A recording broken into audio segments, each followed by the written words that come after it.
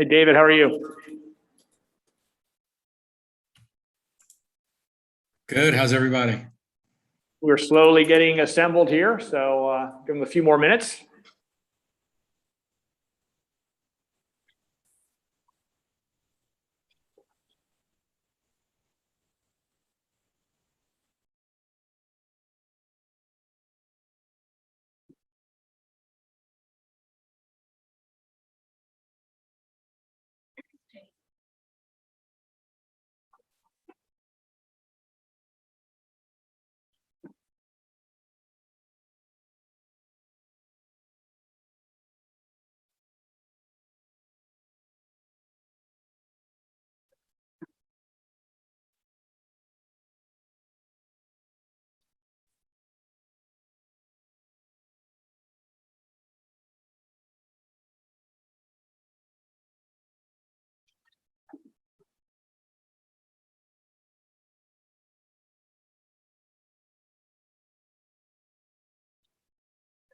You see your name up there?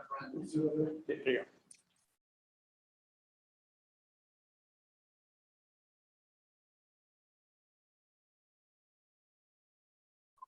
Good afternoon. Were we getting a little feedback? I'll come on around the front. That's what we want. Gotcha. Yeah. Okay. Sorry.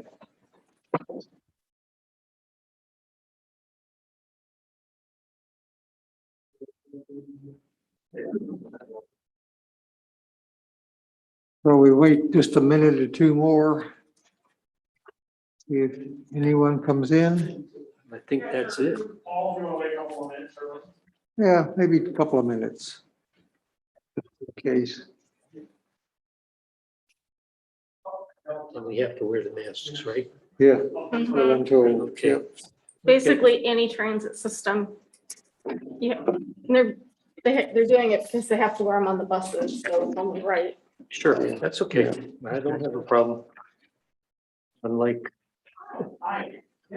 half of the country.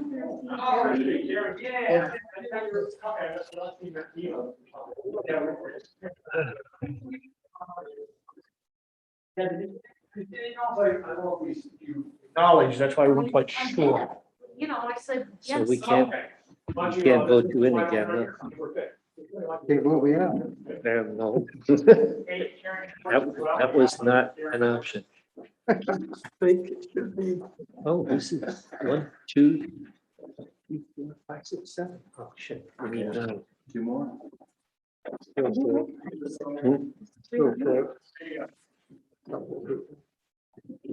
I wouldn't say it's the. Bob, I think that you should give your speech. Yeah. Well, at least I have my name. Maybe volunteer for something. Yeah. Thank you. Hi, Karen. You're so I'm David. Call me Dave. Are we actually on? Yes. I'll never forget that speech as long as I live. Wow. That was pretty hyped for that one. We actually think we need 10 for 4 because we have 18. With the guy? Well, yes, Whitney was there. Do it. Ouch. Okay, Still think we're too short. we're short, we're So we'll short, just we're keep certainly short correcting one it. anyway. Okay. Okay, But I'll let you want to. I think we should begin. It's Yeah, let's do it. 1:33, 1:34. Are you gonna record? We are recording, so we're ready to go whenever you'd like to begin. Okay, Oh, well, good. I'd like to call this October meeting of the T-Barlow Citizens Advisory Committee to order. Welcome, everyone. I think first order of business is a roll call. And also, if our new administrative person would like to introduce herself, we'd be happy to have that as well.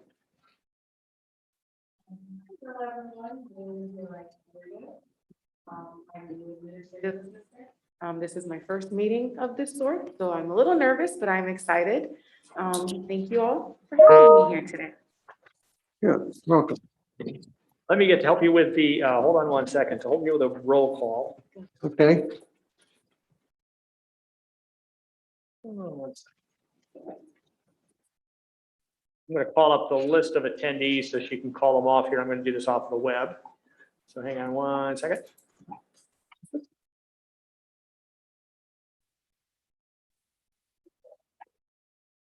And if you'd like to, you can just read these names off here.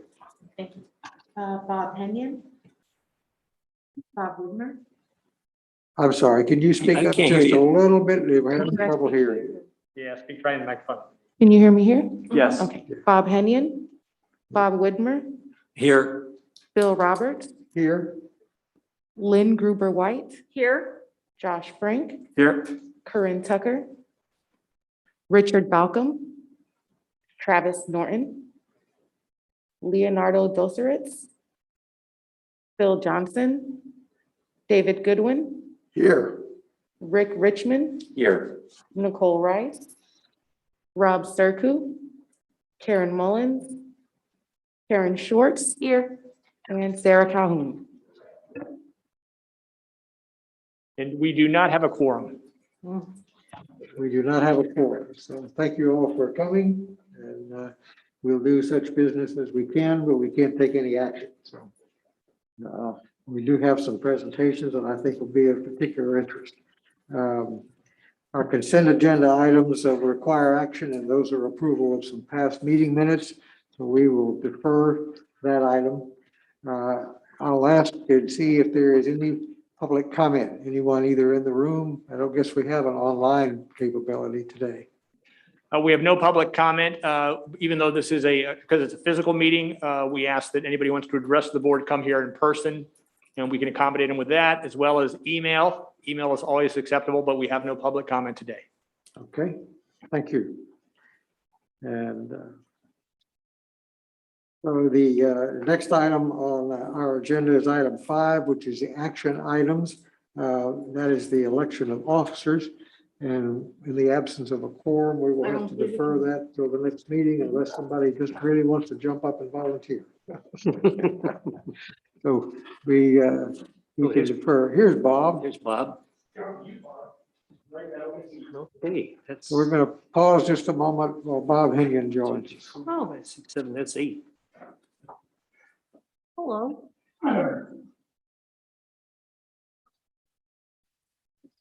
Want me to help you? No, I'm good. Okay, Welcome, Bob. you're welcome. Good to see you. They do kind of lean back quite a bit. Yeah, don't lean back and fall over. I'll let the record show Bob Henyon is in attendance. Okay. So that actually brings us to agenda item number 6, presentations. We have an FDOT presentation on wrong-way driving initiative. And I think Megan is going to make that presentation for us. Megan, you still there? Yes, sir. I'm here. Floor is yours. Proceed. I'm Megan Araste. I'm the TISMO program engineer for Department of Transportation. And I would like to provide you a brief overview of the District 7 wrong-way driving vehicle detection program, the current stage of what we have implemented and what is our future plans. And I'm very excited to share this information with you. Next slide. So what I wanted to share with you is our goals and objectives. This is a lofty aspirational goal, and our real vision is to be congestion and fatality-free transportation system. Everything that the department does and touch we are concerned about safety and improving the safety aspect of it. Everything else that we do is to provide for mobility and innovation.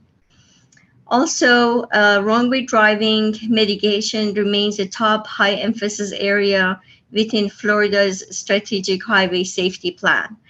In this safety plan, we have intersection improvements, we have lane departures, we have vulnerable users like the bicyclists and the pedestrians and their safety. And wrong-way driving is categorized under lane departure.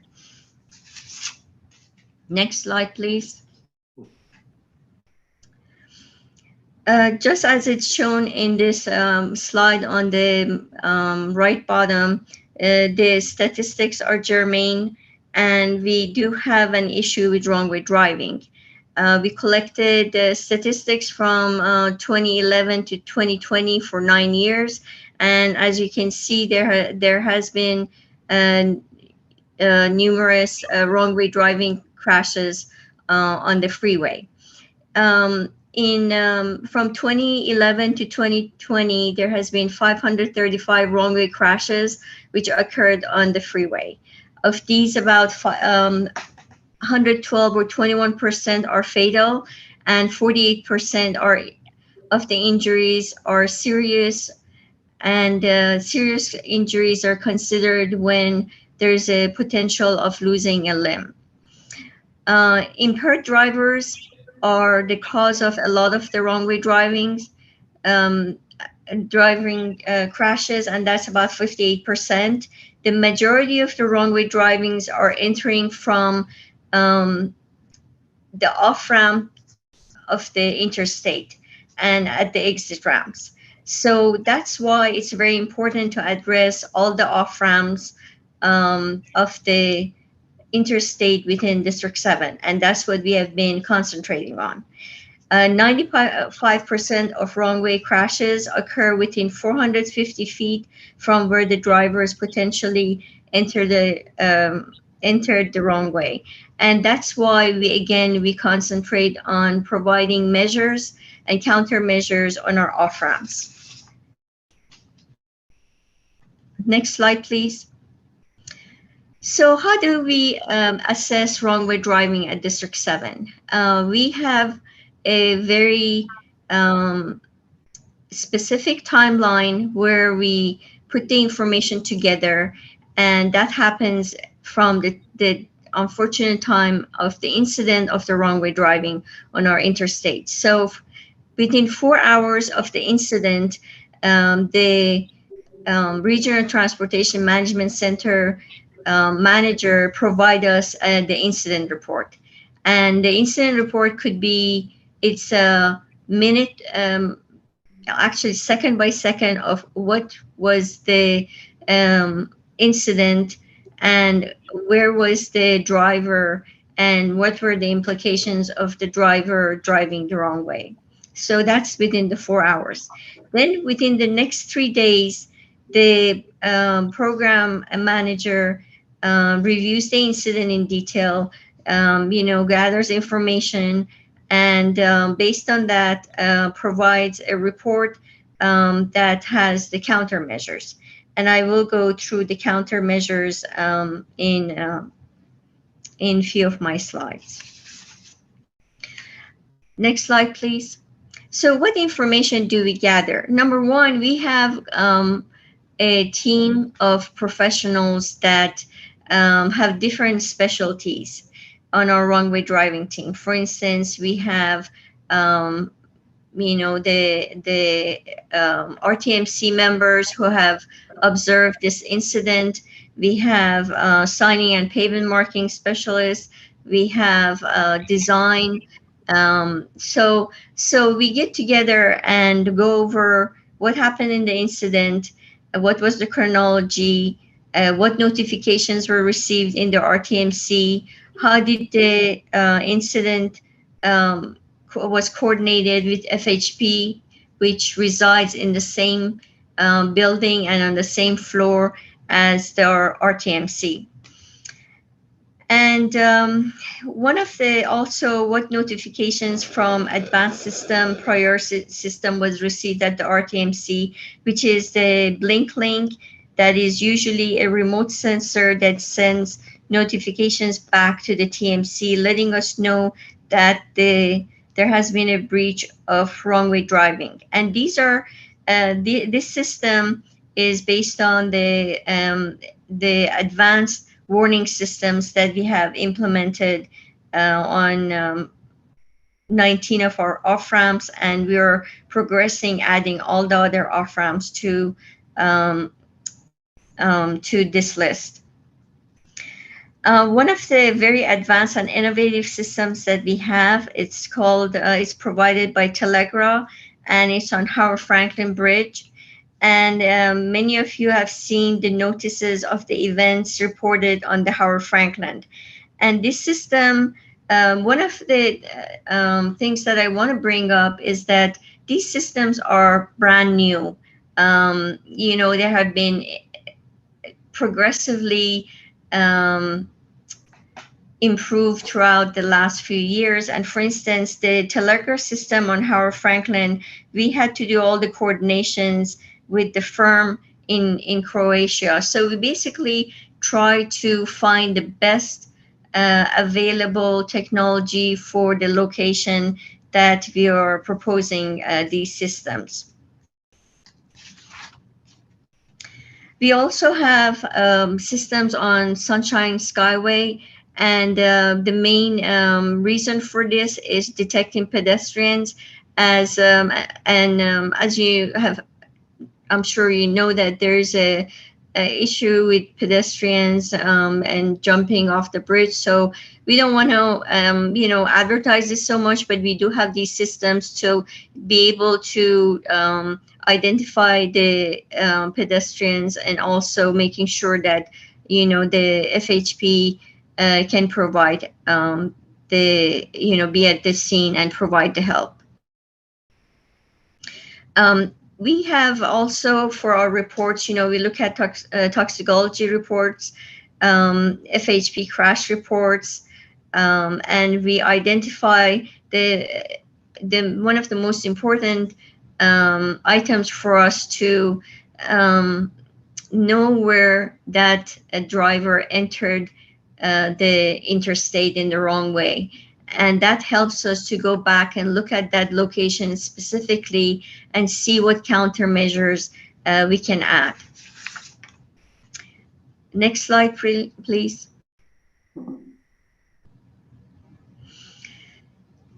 One of the countermeasures that is very, very effective is signing and pavement marking. On the top part, as you can see, we started in April of 2016. And we had a project for 2 years at a cost of $1.3 million. And throughout the Tampa Bay, we added signing and pavement markings at 84 locations. And these locations, we provided better signage and marking. And this is a tremendous benefit to our roadway users. The benefits received for this project, we got a lot of notices back from and feedback from the public that they were, they thought that additional pavement and marking was effective. So on the top slide, you can see that it shows those red arrows show the fact that there is a possibility of the drivers making a left turn, and that would be on the off ramp. So the solution for us that has helped was to look in the bottom left, and instead of we added additional signing and pavement markings that it just showed, identified that to get to 275, they're in the right lane designation, and also adding just straight arrows instead of the turning arrows. Next slide, please.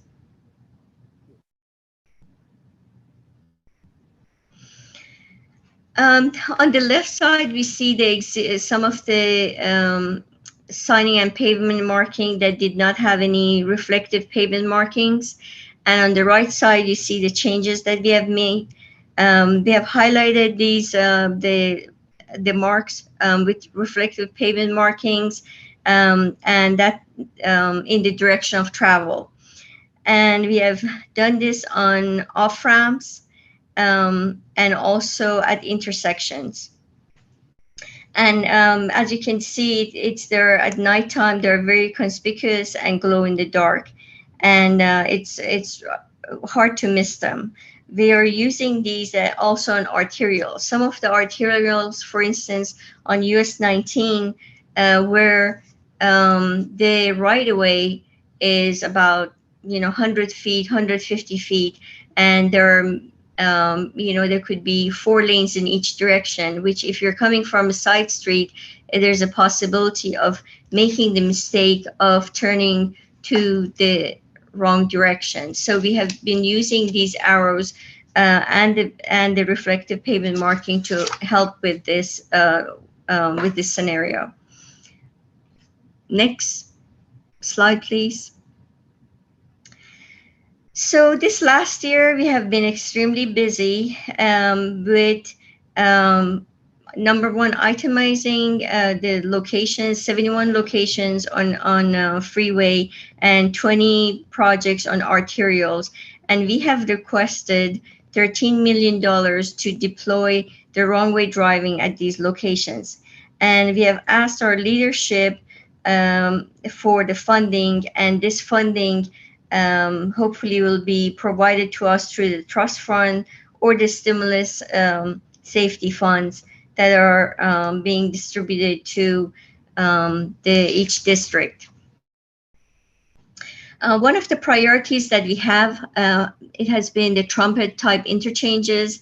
And why is that? Because in the Trumpet interchanges, the off-ramp and the on-ramp are very close together. So if you're on the local road and making that the turn to get on the interstate, it could be confusing as far as turning onto the off-ramp instead of getting on the on-ramp, because they're both next to each other.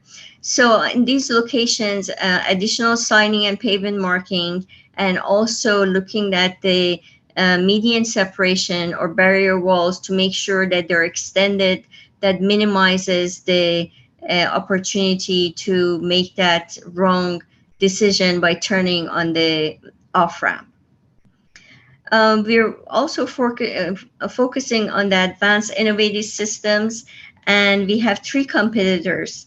These 3 competitors are K&K, TAPCO, and GovCom. And this is very good as far as, anytime we have competition, it's great. Number one, it advances the innovation. Number 2, it brings down the cost of implementing and buying these devices. For instance, we have a project that we led last year for construction, and each of these units cost approximately $100,000 per installation. We also, not only we focus on engineering, we also focus on education and law enforcement. The law enforcement do provide public service announcements, and we also provide flyers and videos that is used by for the education, especially high school students that are ready to get their license. Next slide, please.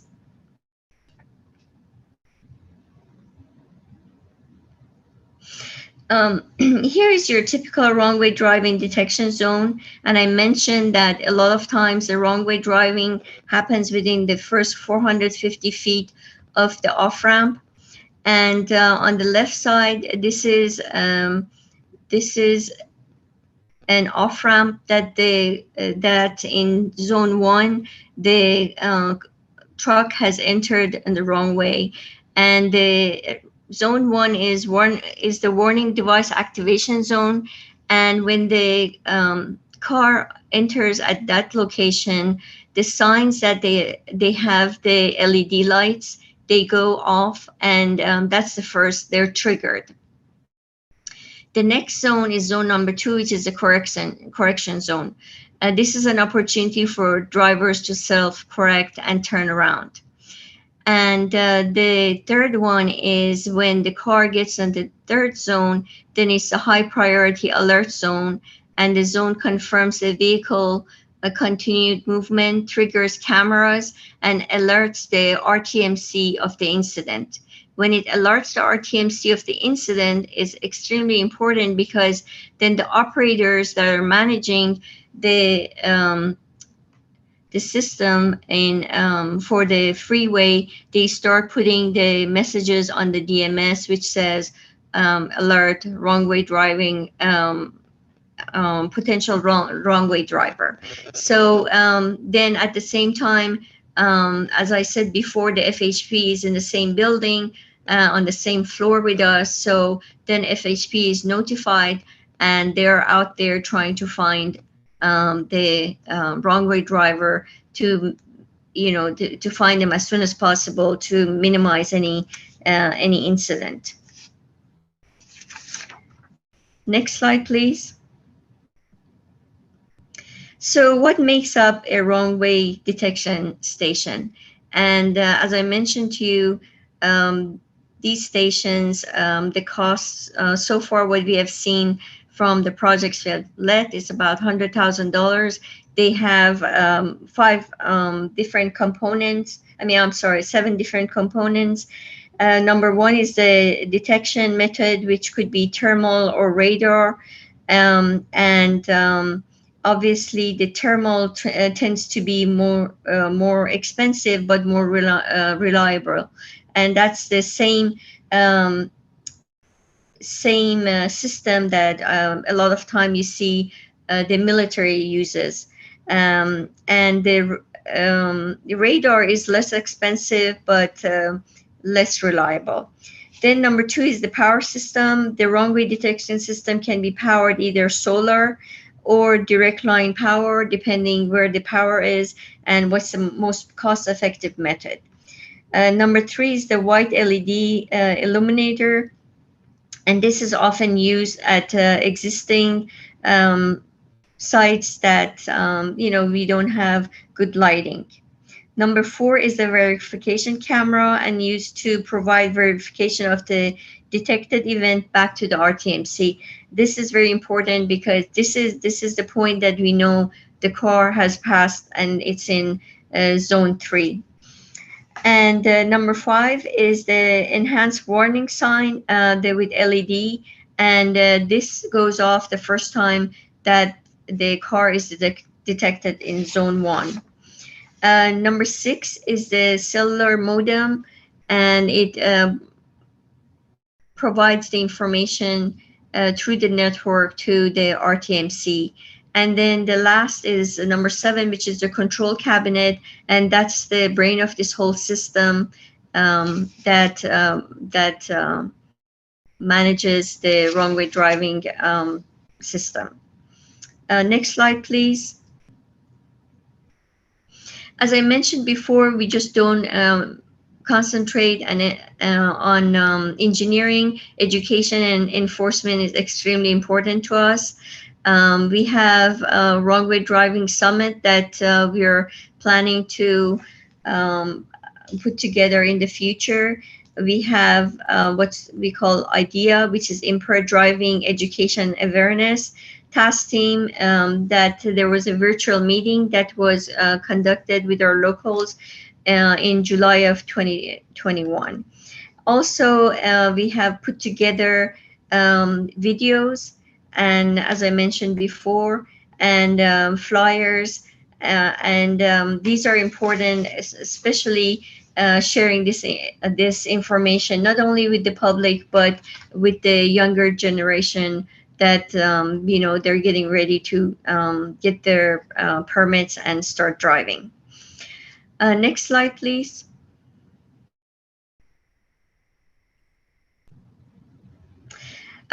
This one is a little bit hard to read, but we have been very proactively getting the list of locations that I mentioned to you, the 20 locations where we are adding wrong way driving and also signing and pavement marking at these locations to enhance the signs to minimize the chance for the drivers to make the wrong decision on when they make turns, especially from local streets to state roads. Next slide, please. So this slide shows our implementation plan for the advanced system detections. As I mentioned before, there are 19 existing locations. We are working on, right now we got 21 locations that are under construction to be completed in 2022. The phase 2 includes 24 ramps, and these are under design right now. And the phase 3 would be 56 ramps slated for the design to be completed in summer of 2022. Next slide, please. Again, these are just the same one that I mentioned, 19 locations, but here I've showed the locations in Pinellas, in all of our 5 counties, and Hillsborough County. As you can see, there are many of the off-ramps that have been, that the wrong-way driving has been added to the off-ramps. And one thing that I have to mention, we have also looked at the statistics to see if these, wrong-way driving devices are effective. And for sure they are, because based on the statistics, only from last year, we have seen that between 30 to 40% of the wrong-way drivers entering through the off-ramp, they have self-corrected themselves. So they are effective. Next slide, please. This is the phase 1 under construction right now, and they're mainly concentrated in Pinellas County and Hillsborough, and they include, as I mentioned, a few trumpet interchanges that are identified in red. Next slide, please. This is phase 2. This is what we're working on right now. We're working on the design of these 24 locations, and they're almost completed. We look forward to getting the construction funding to be able to implement them in the field. Next slide, please. And these are the last batch of the off-ramps that we have in District 7. There are 56 locations, and our intent is to complete the design in the summer of 2022 and start completion of the construction in fiscal year 2023 and 2024. Next slide, please. And this is my presentation about the wrong-way driving. I can answer any questions that you have. Great. Well, thank you, Megan, very much. It's a lot of information. Are there any questions from the committee members? Bob, good one. Thank you, Mr. Chairman. Megan, great presentation. Thank you, sir. 50 a year, okay. Is there a correlation between this and time of day? I mean, most of these happen at night or in a day? Yes, sir. A lot of them happen at night, and also a lot of them, as stated, drunk driving. Okay. How about other counties? I mean, how do you compare with, let's say, not other counties, other FDOT districts? Are you higher, lower? Well, as far as wrong-way driving, I have, I think District 7 is one of the highest ones. I have talked with my counterparts, especially, for instance, District 6 in Miami, and you would be surprised. I believe they're lower than us. The other aspect of it is that it's hard to answer that question with statistics, because District 1 is leading all the other districts to being extremely proactive and putting these devices in so that we can get statistics from it. If you don't have any devices, then it's very difficult to get good statistics. Versus in this scenario, for instance, I mentioned to you that the 19 locations that we have the devices, I can tell you how many were false positive last year, how many they were incidents that, they self-corrected, how many of them we detected as a wrong-way driving because there was a maintenance activity. So because District 7 is so ahead of all the other districts, we can provide statistics that is, make it more tangible as far as what statistics we have available. And I don't have the same for the other districts. Thank you. Just two other comments relative to Hernando County, which is where I'm from. I live near US 19 and you've got those phosphorescent light or arrows at night. And Yes. they are really cool. I mean, we all wondered, who's getting all the money for this, but they work. And the last thing, Hernando only has 2 at the present time. And with the other bunches of 21, 24, and 56, there aren't any. I guess we're safer than everybody else. Well, we went through all of our interstate and we looked at every off-ramp that we have. It's not on-ramp. Every off-ramp that we have it on the list. So at the end, I believe the department, District 7, has about 100 plus, maybe between 100 and 120 off-ramp. So with this program, we have caught every single one of them that we have. Okay, thank you. Great presentation. Thank you, sir.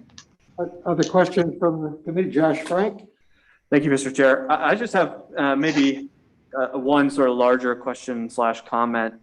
I'm fairly surprised at the number of folks that are getting on that aren't impaired, actually, as high as it is. You said 58% are impaired, but 42 is really quite high. If you had asked me to guess before your presentation, I might have said 75, 80% were impaired. So it's a bit alarming to see that the number of non-impaired motorists getting on incorrectly is that high.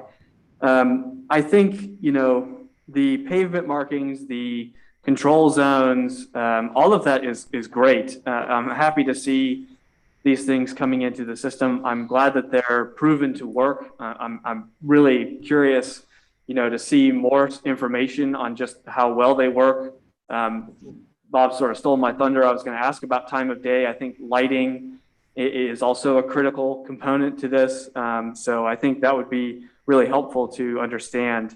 But, I think having looked at that slide where you showed the exit where the vehicles could make a left turn, like that looked like 275 or US 19, I can't quite tell. But that image, I think it's not just a method of wayfinding and signage. I think it's an issue of design. And a lot of these interchanges and exits are only becoming more complicated with more branches and turns or diverging diamonds or whatever, and the signage is great, but I don't think it's going to be enough. So I would challenge FDOT to think about simplifying and making this so that it's really not possible at all to make that mistake while not impaired. And I think that those numbers sort of give the district ammunition to really go strongly in that direction towards preventative measures and not just, sort of educational, let's get them while they're making the incorrect maneuver. Let's get them before they make that maneuver. And then the last point that I would make to that end is, everybody here has experience with parking lots that have wrong way countermeasures such as, spike strips and barriers and pretty much anything and everything to prevent a car from going into the parking lot the wrong way. I wonder why our interstate highway system doesn't have that same level of assertiveness, because I think that would, in all likelihood, prevent things entirely from happening. And as we know, speed is such a huge factor in a lot of these collisions. So, slowing cars down in any fashion, I think makes a big difference. So again, just to wrap things up, I would encourage the district to be more proactive on preventing these before they happen and not so much after the fact. So thank you. Thank you so much for your comments. I just wanted to share something with you as far as the spikes. Our leadership obviously has asked the same question. We have done a lot of research. There are other states that have done a lot of research, and we also contacted, there are not many manufacturers of the spikes that are used in parking lots or in military bases. For instance, Delta Scientific manufactures the one for the naval bases, and we have contacted them. But one of the issues that you have is that these systems are not for high volume of traffic and with high speed. And number one, they're usually for 5 miles per hour, and the ramps are usually at 25 miles per hour. The other thing is, yes, we can we can look at this, but then a lot of times the emergency vehicles, the maintenance vehicles use these ramps for their operation. So then there's a potential of impacting how an emergency vehicle can get to a location quickly to help with the incident. And so that, we have explored it, and there are many, many articles out there. Especially Texas DOT had done an enormous amount of research about the spikes, and it's all not recommended. And if anybody is interested in that, I can also send that research information to you. And thank you for, that's our objective and goals, to get this stopped before it gets to be an incident. And thank you for your comments. Other questions? Bob Hennion. I think you're on.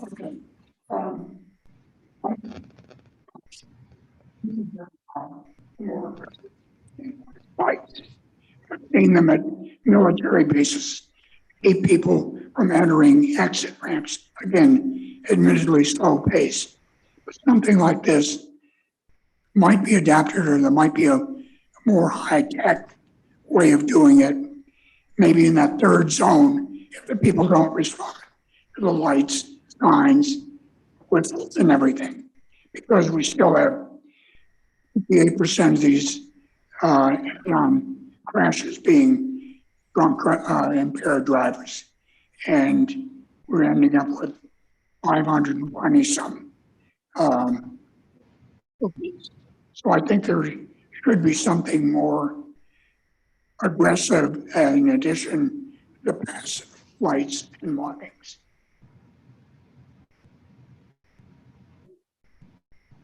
Thank you, Bob. Other comments or questions from the committee? Well, two of my colleagues have mentioned spike strips, so I might as well mention them as well. I see a great opportunity for an entrepreneur to develop a spike strip that can be remotely controlled like a gate on a private residence, so that the emergency vehicle can simply press a button on the emergency vehicle. The spike strip recedes into the ground, and the emergency vehicle can proceed. This issue has come before this committee several times over the past few years that I've been on the committee. So I want to echo Josh and Bob's comments that we think this is a technology that needs to be further pursued. Megan, you offered to send some data on that. I'd be happy to receive that information. Maybe we can find a manufacturer who's smart enough to figure out a way to do it. So being no further comment, Bob. One more, Megan. I know you can hack automobiles, and there might be a privacy issue here, but hack it and turn the engine off. That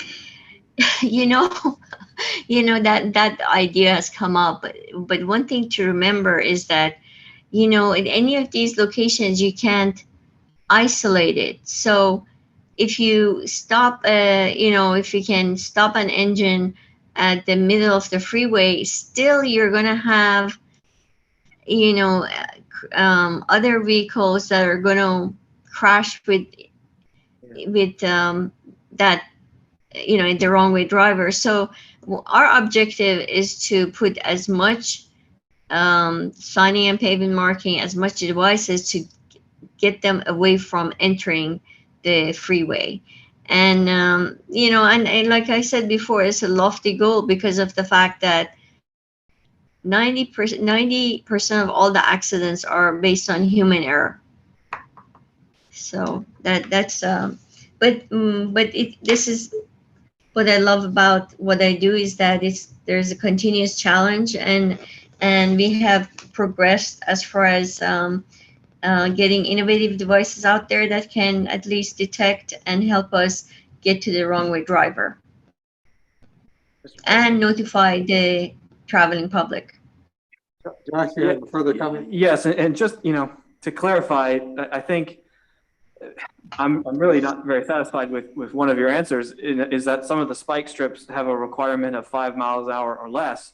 Well, make the off ramps 5 miles an hour. If it means saving lives, this is what I mean by a design perspective and a design challenge, because if it's impossible for somebody to go 25 miles per hour the wrong way, or severely unlikely, some of our historic streets in our urban core parts of the district, it's physically impossible to go more than 15 miles an hour, whether it's a chicane or whether it's brick streets or whatever that slows vehicles down. That's my greater point, is that's the approach that needs to be taken on these off ramps and on ramps to prevent that from happening. And there are design ways to really, really limit that. And it seems like, in my opinion, in my experience, DOT is just unwilling to make that sacrifice in lieu of hurting traffic volume or congestion. It seems like that negotiation always defers towards, well, we can't slow traffic down enough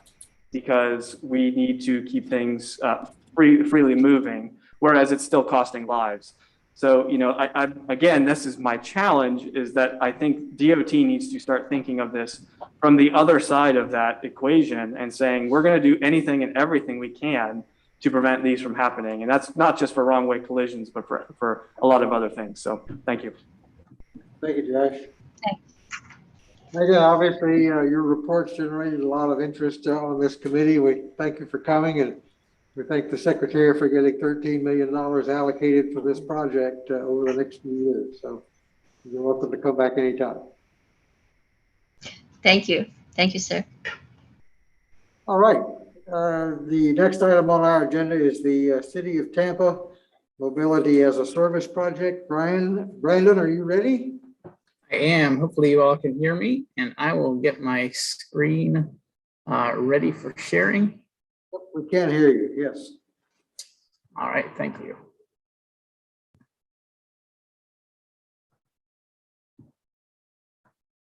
All right. Are you able to see my presentation in full screen at this point?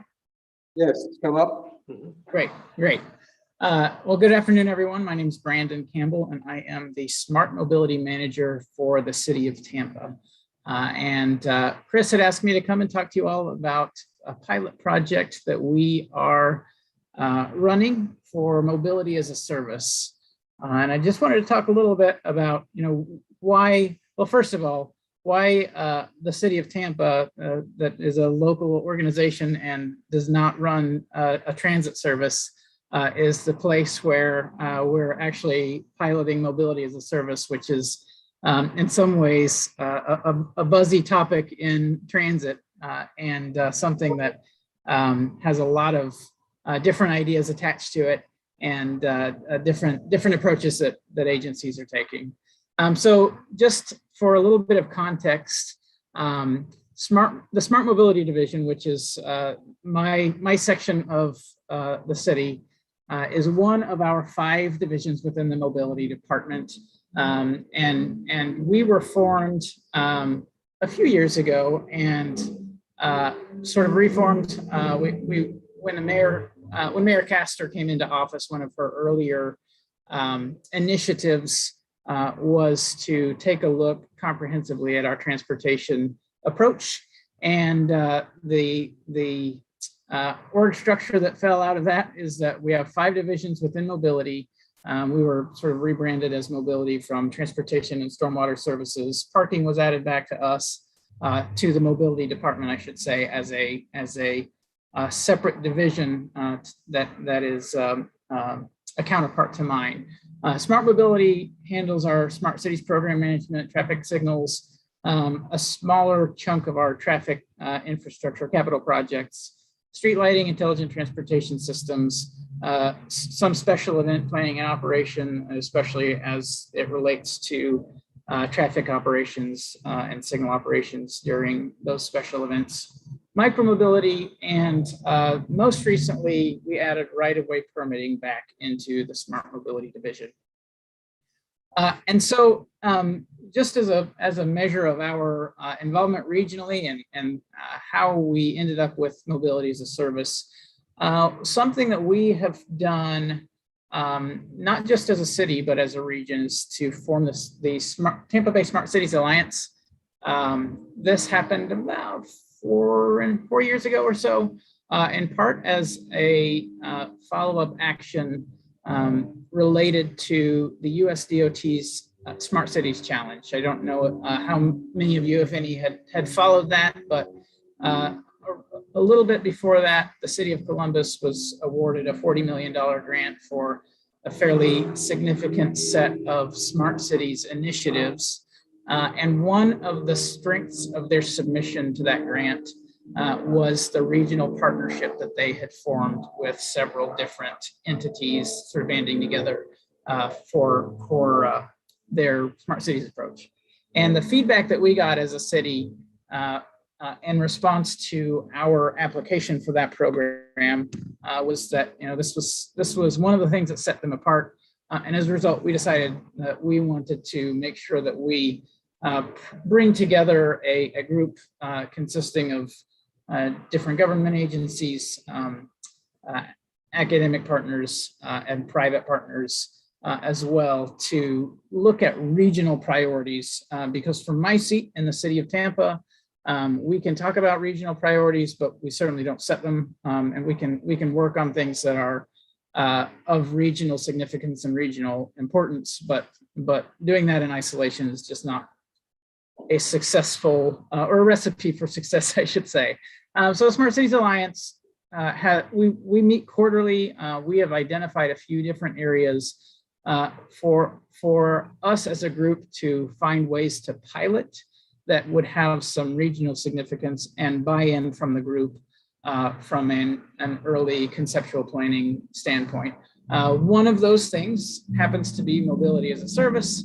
And as one of the core team members of the Smart Cities Alliance, City of Tampa raised our hand and we said, we are certainly willing to pursue the pilot phase of mobility as a service. And as we sort of prove the test case and the appetite for it regionally. So all that to say, you know, what is mobility as a service? It's sort of in some ways it's an industry buzzword, and there are different ideas of exactly how to implement it and exactly what it needs to include. But in everything that I understand about MOS, as we call it, there are different ways in which we can build modular functionality into a single place in order to integrate different aspects of mobility, of getting from point A to point B.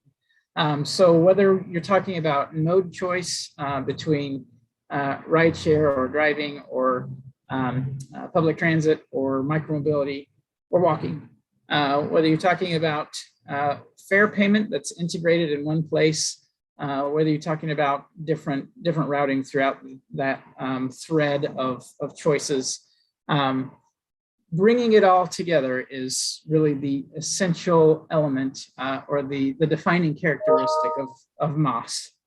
I guess one of the questions that gets asked about MOS is why is this a city-led initiative? Why is this something that even on a regional basis we want to pursue, as opposed to simply letting the market pursue it? And excuse me. And there are a couple of reasons for that. One of which is that we get a lot of insights from a direct partnership with a MOS provider, and we are hoping to find some opportunities to incentivize behaviors that we want to see that relate to travel demand management and the like. So eventually, the intent is that rather than purchasing certain trip segments or purchasing certain devices to facilitate your journey, you're literally purchasing the service to get from point A to point B. And at some point that may even look like a subscription model where I get a certain number of trips and certain number of options or certain amount of service, certain service level based on what I pay on a monthly basis for my ability to get around. So the pilot phase of this for us, we intend to focus as much as anything on a journey planning tool.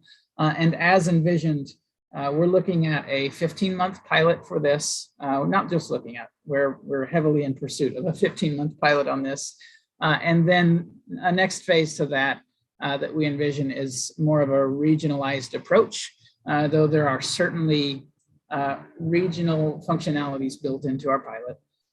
And when we go from phase 1 to phase 2, one thing that we have discussed both internally at the city and within the Smart Cities Alliance is, who houses it at that point, who is actually directing the process, and who owns the application or the data or whatever aspect of the MOS application, and who pays for it. I mean, it doesn't make a whole lot of sense for us to be the sole funders of a regional product. And even at this point, I don't want to speak out of turn. We are 50% funded by the city, 50% funded by FDOT on this pilot.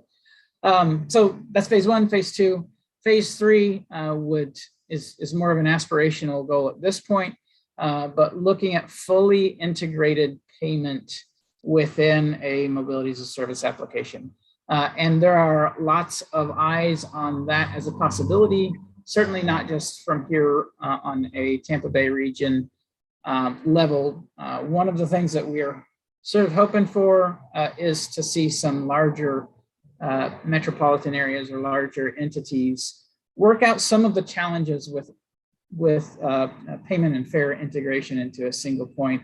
Because when we get into a lot of the PCI requirements across multiple platforms and just all of the attendant challenges with collecting and distributing on a new, under a new just method of operating, they get really complicated really quick, and we may not locally have the means to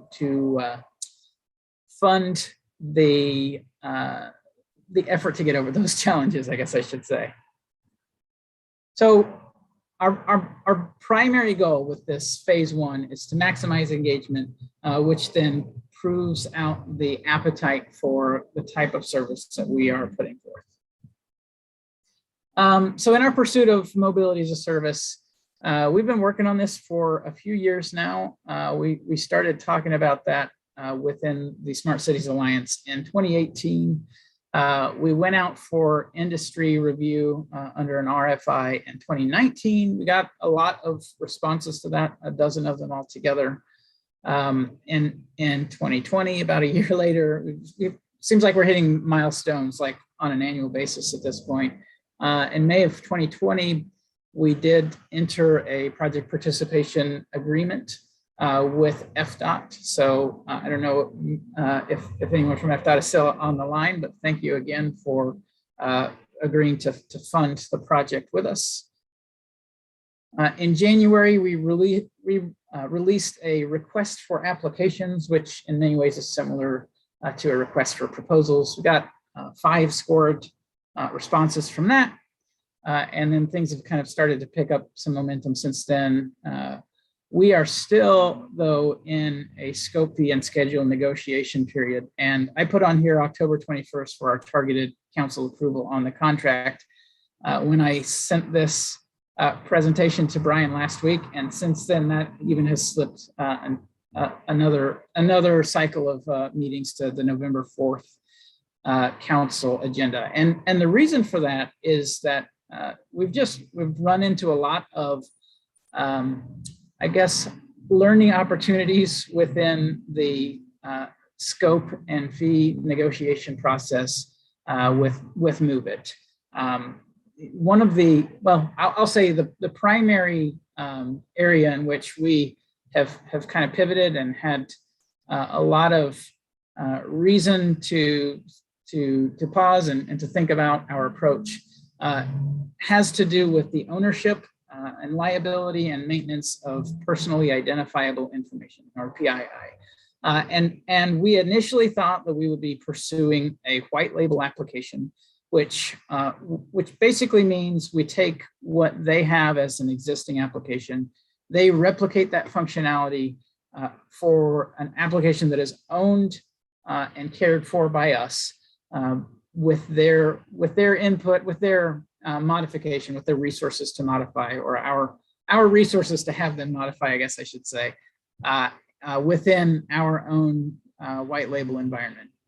And what we found was that approaching it that way caused the PII ownership, liability, maintenance, responsibility to be on the city, which, you know, it's not like as a city we don't have any ownership of PII, but it's not something that we are as well equipped to handle within the mobility department as Move It, which already has an existing consumer application with a user base of several million users. And so we decided to pivot and go from a white label application to a partnership within their consumer application. So different elements or strengths that Move It came to us with that really swayed our decision to decide to pursue a partnership with them included, again, I mentioned they had a fairly significant, a fairly substantial user base within their existing application.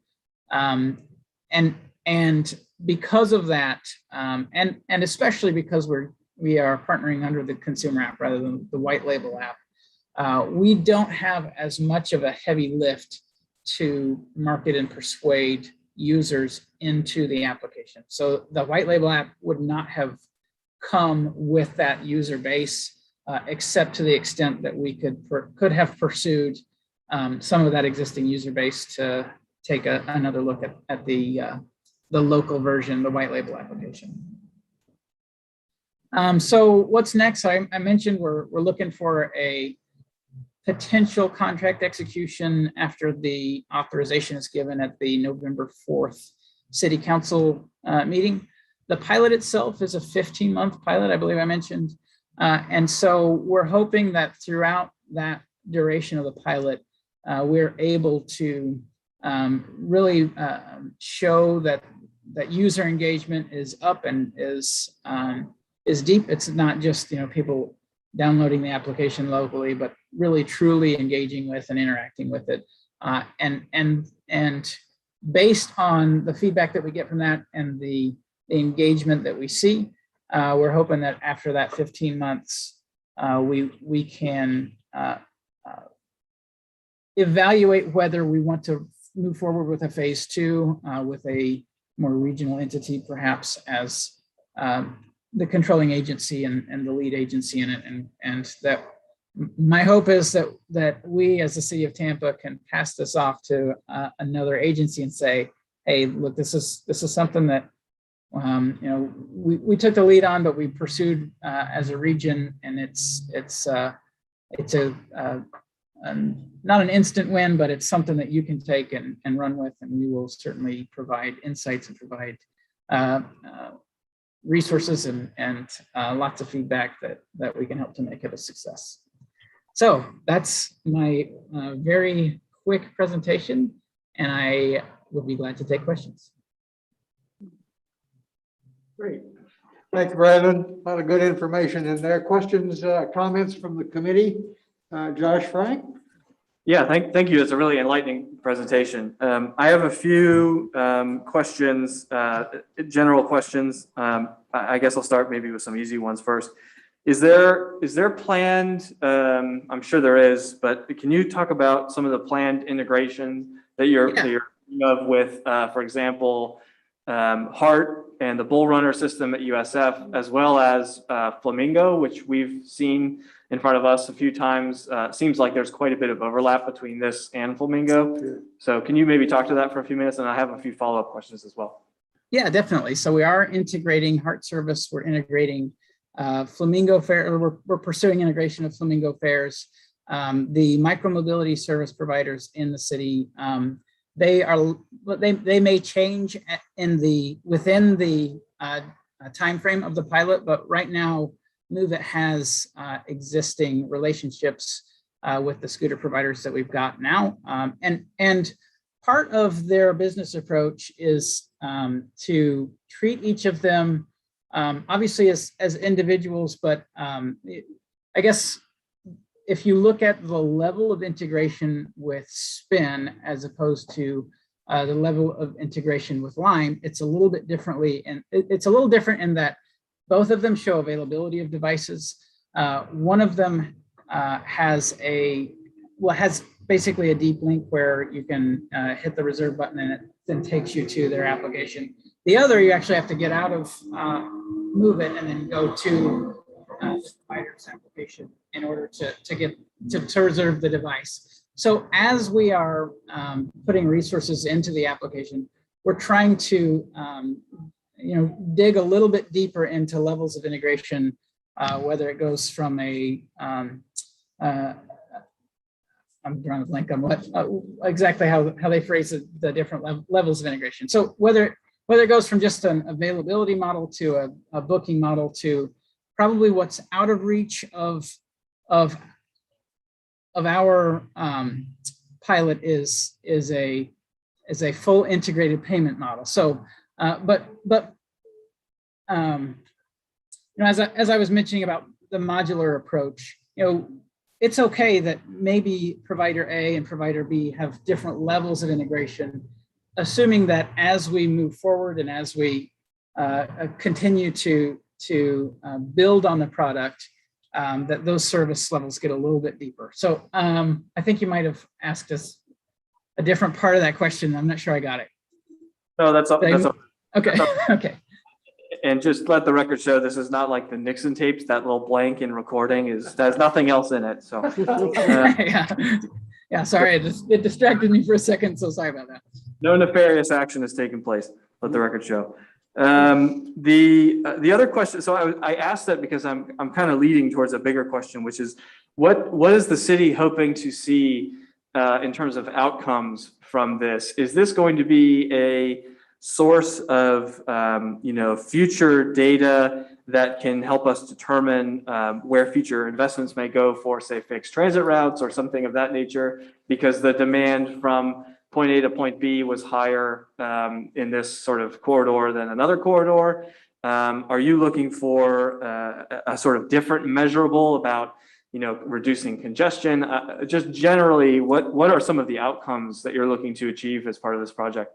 Yeah, it's an all of the above approach. Really, we're looking for insights about what the true demand is for the services as well as for the routing. So one of the things that I think is interesting that we are pursuing with them that I don't think they have done with other partnerships or with other built in the functionality otherwise is to be able to have user-defined preferences related to whether they're looking for the fastest route, the cheapest route, or the greenest route.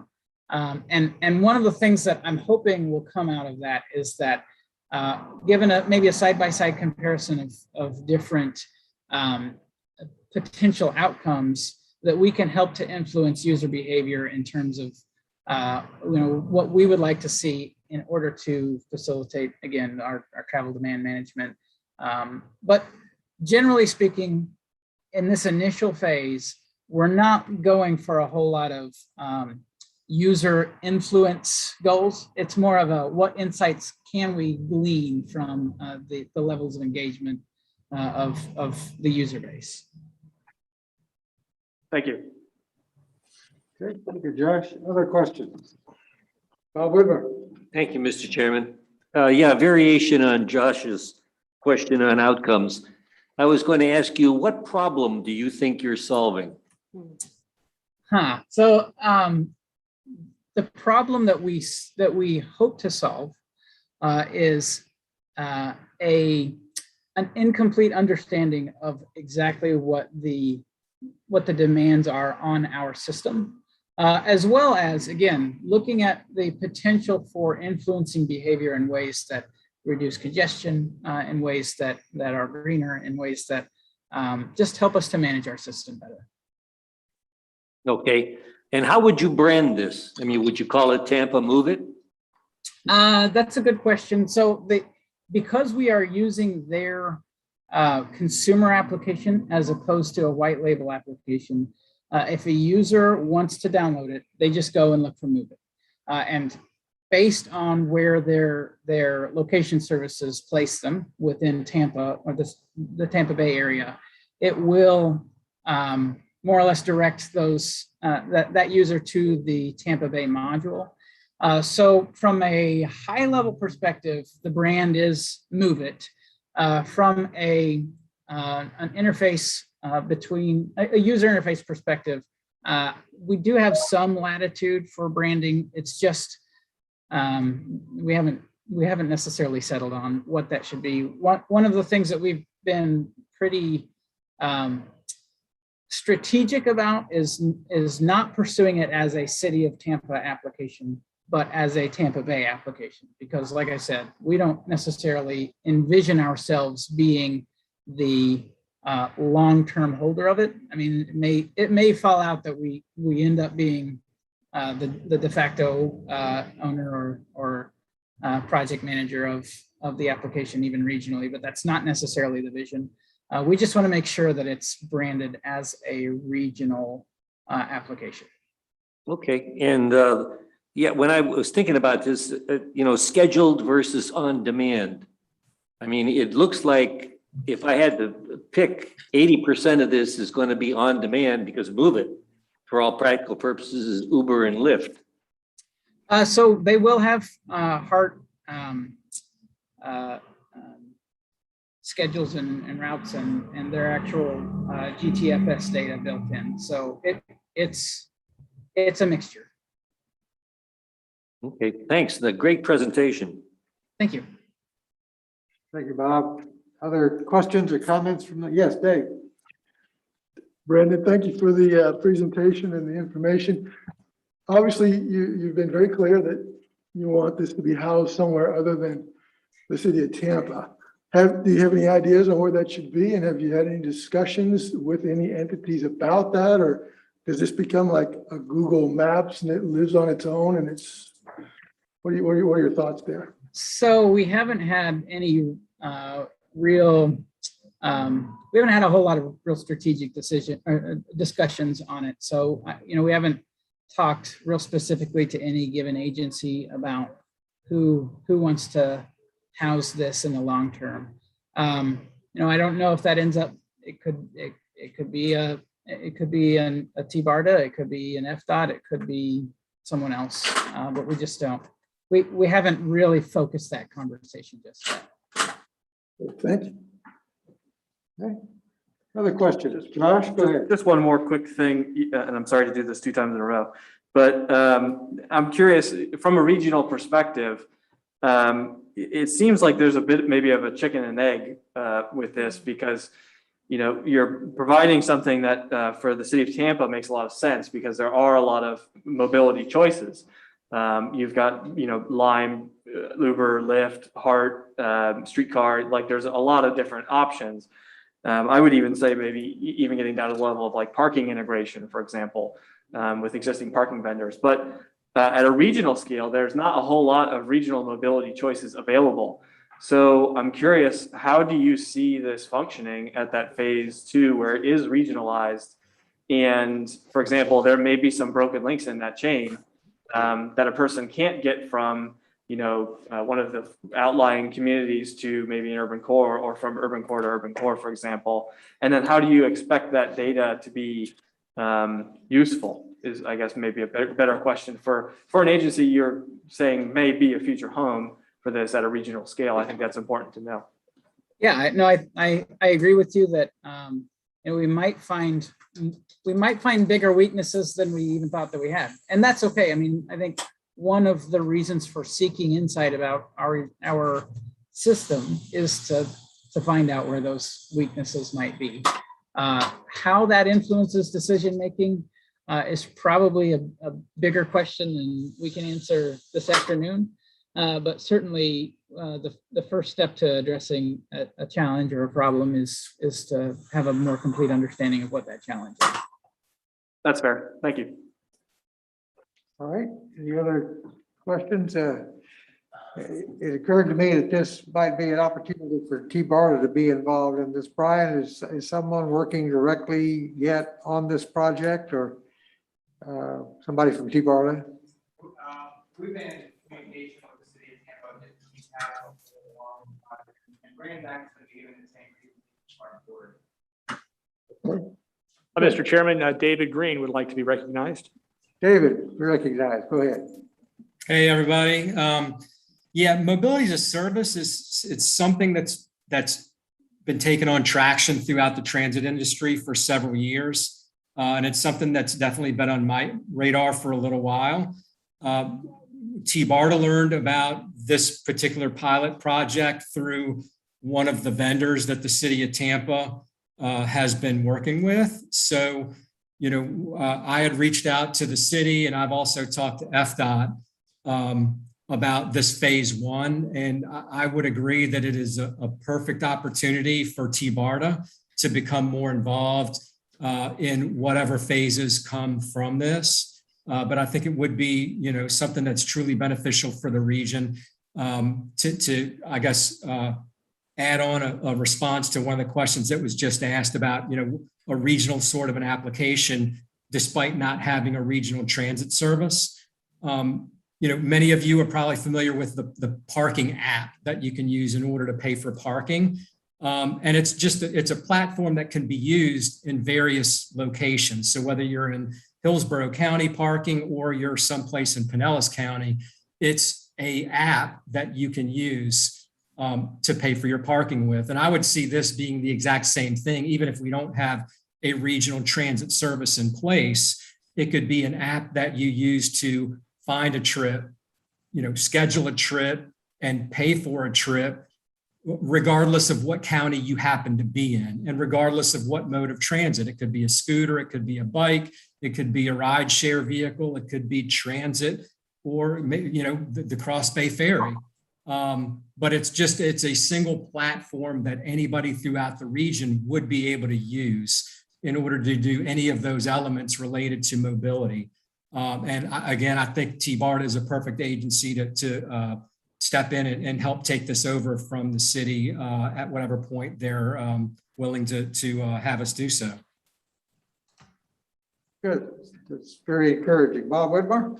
Yeah, one last one. Are you getting any pushback from any county commission that you're encroaching on something that they're competitively doing already? No, not to this point.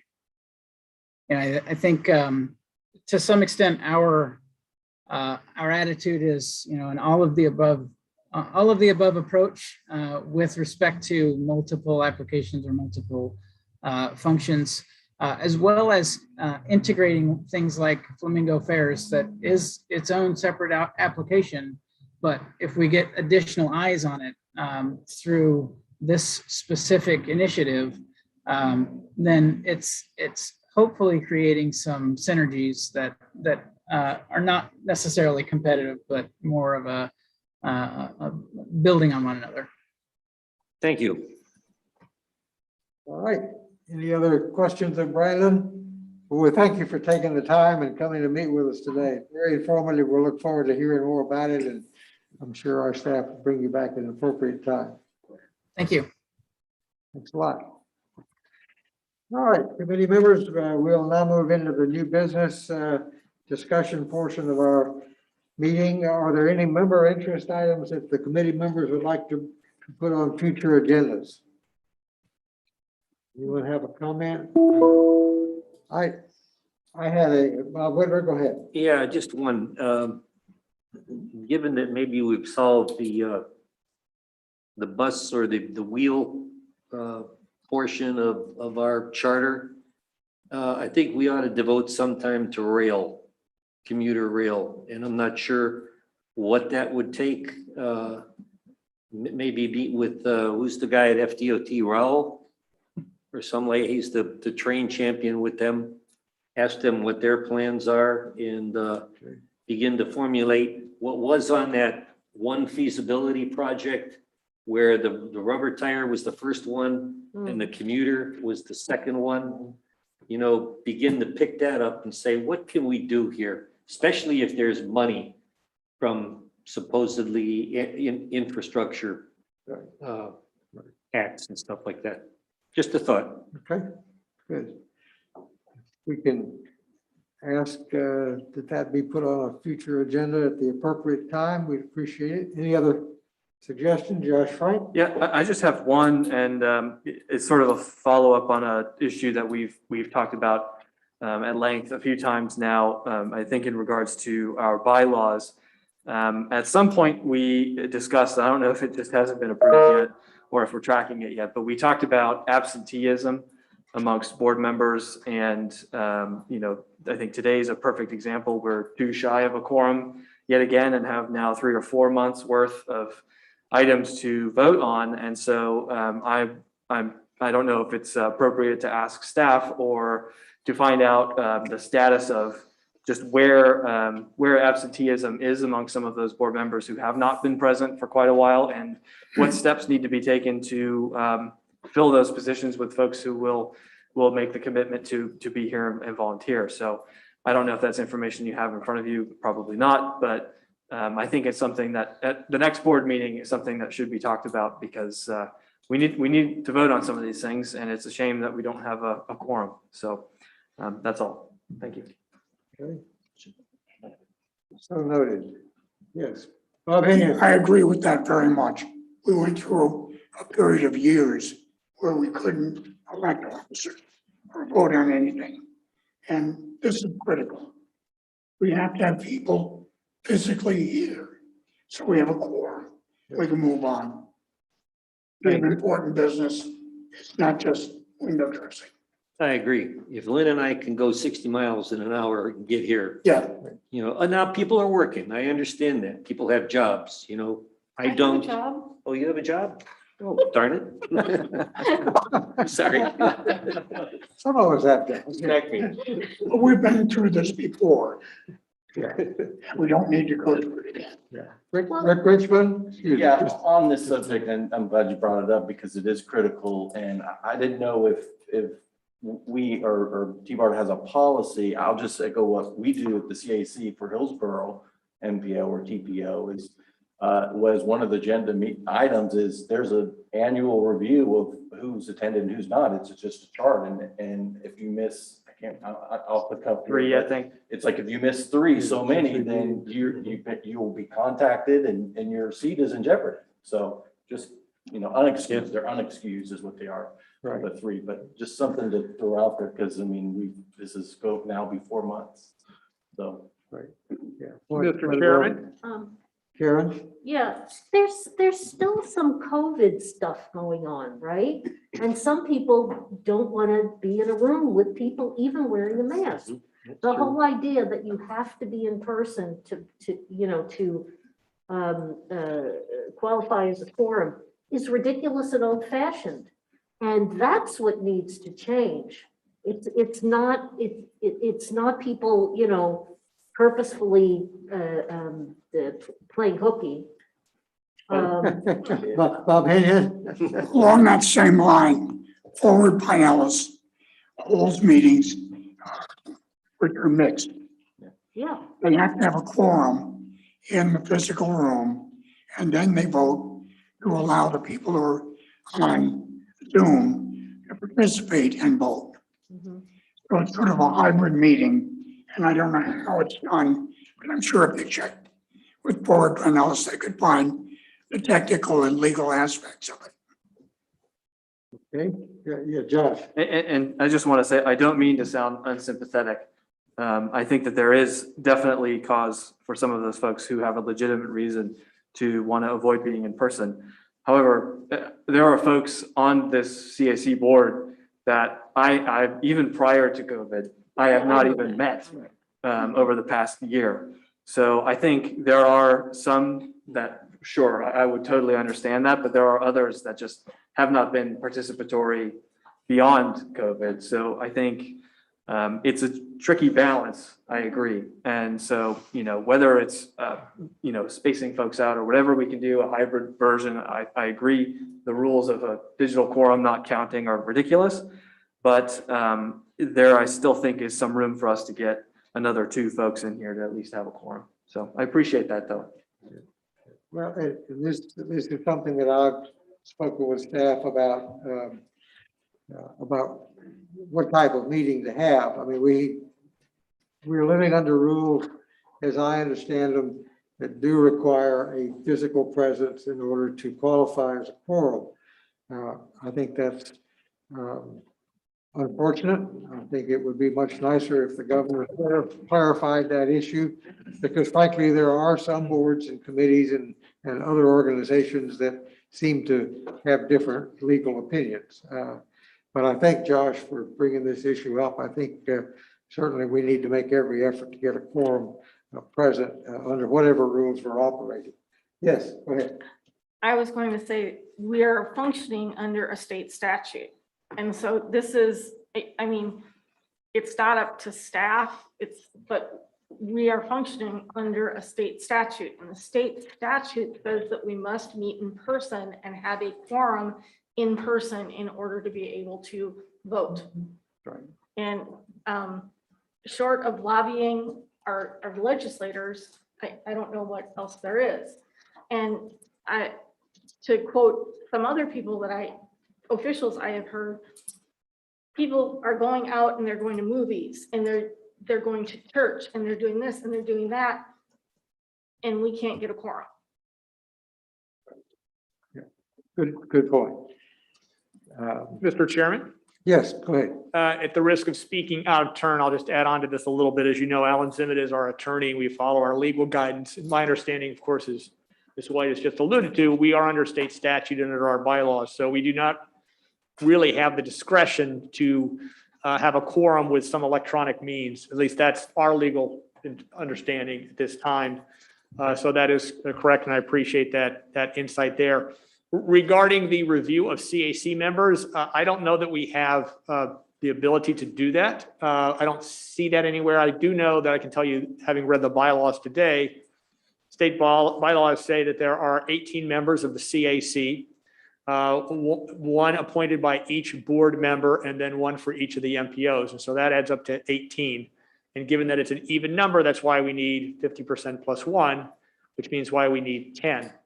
One of those positions is open because we have 2 open gubernatorial appointees. And of course, without those gubernatorial appointees, we can't appoint that position, but that counts against our quorum. And that is according to our legal counsel.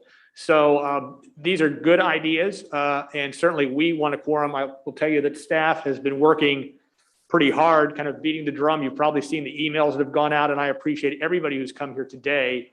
And certainly, you're representative of what we need at T-BART, and we do appreciate that. So these are well-intended comments, and I would just say from our perspective, we do follow whatever the legal statutes are, whatever the state statutes are, and that's how we'll proceed. But we'll see what we can do. Mr. Chair. Thank you. Yes. Then just to sort of button my thoughts up, if possible, then I would like to ask you, Mr. Chair, that you make this abundantly clear to the board when you present to them that we not only ask that they maybe touch base with their appointees and encourage them to continue to attend if they feel it's appropriate. And they also have alternates, which are, also something that is an avenue to get a physical quorum here. And then the third point would be to ask the board to take motion to ask the governor to appoint those 2 open positions as soon as possible. So those are my 3 points. Okay. I'll be happy to do that. Rick Richmond. Yeah, thank you for that, and I support that as Mhm. well. Curious, how long have the government appointees remained vacant? Well, I've been here for 2.5 years, and I believe that one of the gubernatorial appointees left maybe more than a year ago. I think Melanie Griffin, that has not been appointed, and the other position I believe has been open in the 2 years that I've been here, but I can't speak beyond that. No, thank you, and that's just, Unacceptable. yeah. Bill? Yes, Bob Hayden. Yeah, even under the hybrid method that Board Canales is using, we wouldn't be able to vote because we do not have a quorum here in order to enable the people at home. And what we went through years ago was a lot of people were just calling in on their phones because that was an option, but it didn't contribute to a quorum. We went through many years where we couldn't even elect officers. And the requirements were the same at that time. We had to have a physical quorum, so. All right, I think the staff has heard our concerns. Josh, I'll relay our concerns to the board in my report, and I appreciate the committee's participation. It's interesting because I wanted to raise the issue of our December meeting. We have a meeting scheduled in December for this committee. I think I'm correct in saying that the T-BARTA board is not meeting in December. You're correct. And I'm not asking for a decision here, but I think when we come to the meeting, this committee's meeting in November, we will have the option to decide to defer that December meeting. So just keep it in the back of your mind. Brian, you're going to give us an RRT update?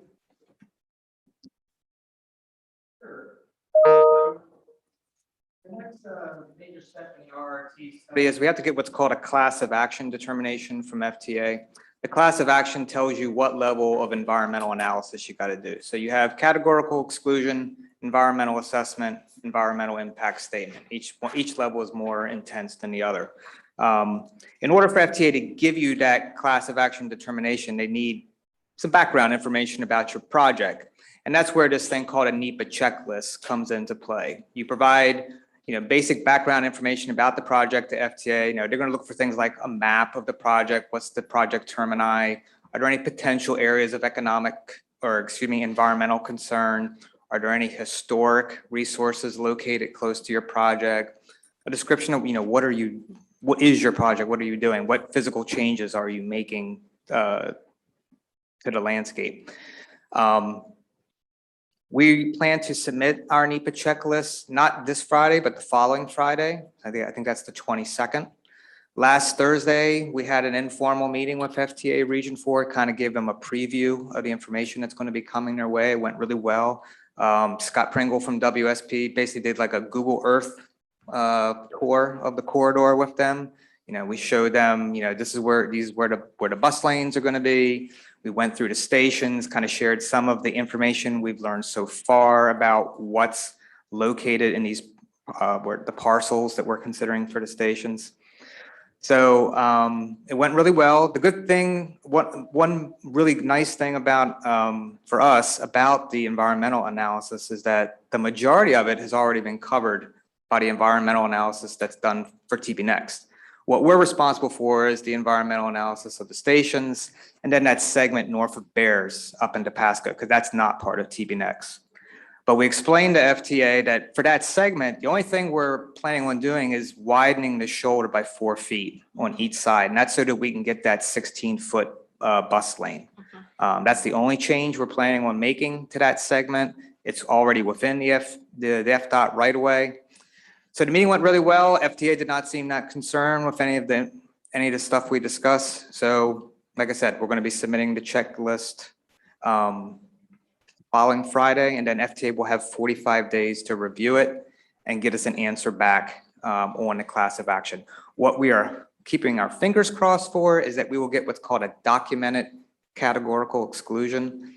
So what a categorical exclusion is, these are projects where your FTA said, these are the types of projects that don't cause any significant environmental impact. And if you go to the Code of Federal Regulation, they've got like a list of projects. What a documented categorical exclusion is, if your project doesn't fit within that list, you basically are making the case of why your project should still be a categorical exclusion. And so that's what we're hoping FTA will come back and tell us to do. And that's where we are. Okay. Questions on the RRT committee? Are we at a point yet where we can begin to analyze vehicle types and start to project those costs, or is that premature? Well, looking at that will be stuff that WSP is going to be, in addition to doing the environmental analysis, they're also going to be completing the 30% design, and they'll also be getting more information about things like the vehicle type. So yeah, that'll be when we wrap up this study, that information will be included. Okay, thank you. All right. Next item is upcoming TBARTA board meeting topics. Just kind of give you a heads up on some things that have been going on. I already mentioned the RRT. The other thing I wanted to make you aware of, there's been renewed interest in the CSX corridor. Our TBARTA board has expressed interest in it. The TMA leadership group has expressed interest in it. Hillsborough County for sure has expressed interest. And when I say interest, what I mean by that is, we keep hearing that, we need to be approaching CSX and talking about, are they interested in selling the corridor? And the answer that FDOT has always given, they've consistently given the same answer is, well, what's the project? Okay. On the one hand, Hillsborough County, certainly has articulated what they would be interested in, with the diesel multiple unit passenger rail. But what about the rest of the corridor? Because one of the other things that FDOT has always pointed out is CSX isn't going to just sell you that one little piece for Hillsborough County. It's all or nothing. And those 100 miles of CSX tracks, we're talking about the Brooksville line, the Clearwater line, all it, that has never been studied as to what is the best use for it. The Hillsborough portion that was looked at in the RTF. That was I think the document, Bob, that you were talking about before, the Regional Transit Feasibility Plan, where we talked about the RRT. That was the two projects that made it to the top were the RRT, and then was the CSX passenger rail from USF to downtown. That part's been looked at, but as far as the rest of the 5-county region, that has not been looked at yet. And so FDOT keeps saying, the state will get behind a regional project, but we need to know what the project is. David Green has been making the rounds with the county commissioners, making the case for TBARTA to lead a 5-county region-wide analysis of that corridor to find out what is the best use of that CSX corridor. Is it rail? Is it BRT? Is it autonomous vehicles? Because the answer may vary from county to county. He's met with the Hillsborough County commissioners. They've all expressed support for TBARTA leading this study. He's now beginning to make the rounds with the other county commissioners. We just want to make sure that all 5 counties are on board with doing this. I guess you would call it a mode agnostic study of the CSX corridor to see what's the best use of it. Yeah, that would be my. Any other topics that we expect to come before the board at the next meeting? Not necessarily topics, but I can mention that, we've filled some vacancies on the board. Commissioner Overman is now going to be the HART representative to the TBARTA board. Both the mayors of Tampa and St. Pete have designated their alternates. For the city of Tampa, it's going to be Councilman John Dingfelder. And unfortunately, the name of the St. Petersburg alternate slips me at this moment, but Mayor Kreisman has appointed an alternate. Right. So. And I believe that alternate actually attended the last board meeting, if I recall. Maybe not. Okay. Well, I appreciate that. So we do have a board meeting coming up. Commuter services update. Hello, board. Good afternoon. I just wanted to provide you with a very brief update on upcoming events that commuter services will be involved with. We actually have a fairly busy schedule coming up November. Actually, October 29th kicks off Mobility Week. That's organized by FDOT. And that runs from Friday, October 29th to the following Friday, November 5th. For our region, the Gulf Coast Safe Streets Summit, which is organized by Forward Pinellas, is held as kind of a hybrid event from November 2nd through November 4th. You can get into their website. It's Safe Streets Gulf Coast SafeStreetsSummit.org and register for their virtual events that will be coming up, and also check out some of the live events that they'll be hosting. Those events have yet to be posted, but they'll be coming on soon. I also want to talk about the Love to Ride Florida Challenge. It's a month of bicycling that we're trying to get all of our employers involved in. And it runs from October 29th to November 30th. People compete to win prizes, and employers compete to have the highest number of trips recorded in their system. I also wanted to mention a couple of events coming up that are organized by Manatee County. They're hosting a car-free day on November 5th. We'll be out there supporting Manatee County with that. And the Manatee Sarasota MPO is hosting a Bike from Work Day event.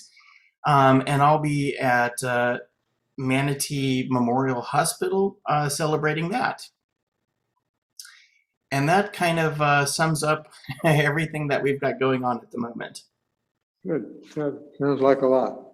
Any questions from the committee? Josh Frank? Just a shameless plug that I am presenting as part of a panel for the Gulf Coast Safe Streets Summit. So if any board members wishes to hear me talk about good street design, I'm happy to have you as part of that panel. Very good. Shameless plug. You're welcome. All right. Well, thank you very much. Appreciate that update. We have a communications update. Thank you, Mr. Chairman. I'll be very brief. In addition to the information in your packet, I wanted to point out that we have a new marketing campaign that has just begun this week that's promoting Commute Tampa Bay. Thanks to some grant money available to us and the fact that people are getting back to work, it's a good time to reintroduce people to our van pool program. Of course, we are the D7 provider of alternative commuting services, and so we want to make sure that people know about that. We have an advertising campaign that's going to be going on WTSP's morning news. There's a video spot you may see in the morning on there. We've taken out some advertising time from the traffic and weather reports on iHeart and Beasley Radio, so you may hear some of those if you're driving in the morning. And behind the scenes, we actually have an email marketing campaign out to employers, because a big part of what we're trying to do with our commuter services program is engage with employers so that they can help us promote vanpool within their own agencies themselves. It's one thing for a person to say, I'd like to join a vanpool, but it's another thing for an employer to say, hey, I want to offer vanpooling as a benefit for my employees. That's where we have a lot of our success, like with the VA, the very good group people there, really ideal for what vanpooling is all about. So that campaign will be running for the next 3 months. And if you hear Commute Tampa Bay and T-BARTA, you'll know where it came from. And that's my report. Thank you. All right. Yes, right.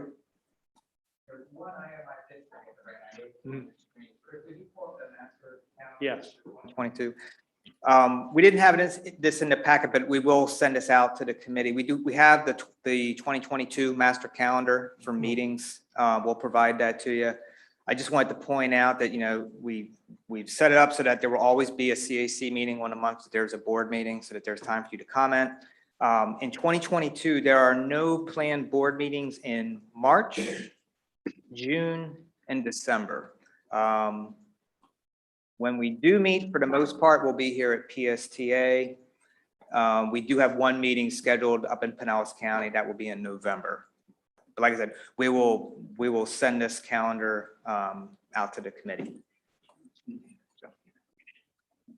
So since I can't read that from here, do you have CAC meetings scheduled in those 3 months for when there's no board meeting or not? No, when there's no board meeting, there's also no CAC meeting. Okay, all right. I just thought I'd ask that question. Well, thanks. We'll look forward to getting that.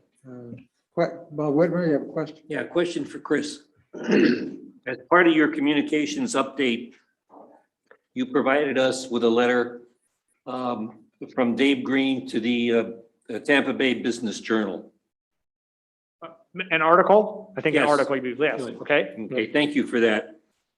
You know, Mr. Brandis and Ms. Kemp have spent a lot of ink attacking T-BARTA. And I don't think there's enough ink yet that T-BARTA has used to address the concerns. Is there any plan for future or further writings in this area? Well, as you know, when it comes to the news media, we're at the discretion of what reporters want to write. So we don't place those, certainly. So we don't have the ability to get a reporter to write the story that we want them to do. What we try to do is put out good news and good information about what we do. In terms of TD Tampa Bay, we've had multiple press releases with RRT, with developments on that. Sometimes the media chooses not to pick up on those good stories. And so one of the things I do, because my background is in the news media, as you may know, I was a former news director. I recognize how the news media works, is to engage with reporters. And I do have a core of people who have done some pretty good things for us as well. But I can understand it's frustrating when critics seem to get some of that ink. That said, as you know, the news media is independent. Our best approach really is to continue to do good work, continue to make sure that we articulate our plans as best as we can, keep our communications with the media open, and do our best to accurately reflect that and try to get that good press. So I would like to get more good press, certainly working for T-BARTA now, but also recognize that there are other voices who are also speaking to the media, and we certainly can't hold that back. I think that's a great answer. Thank you.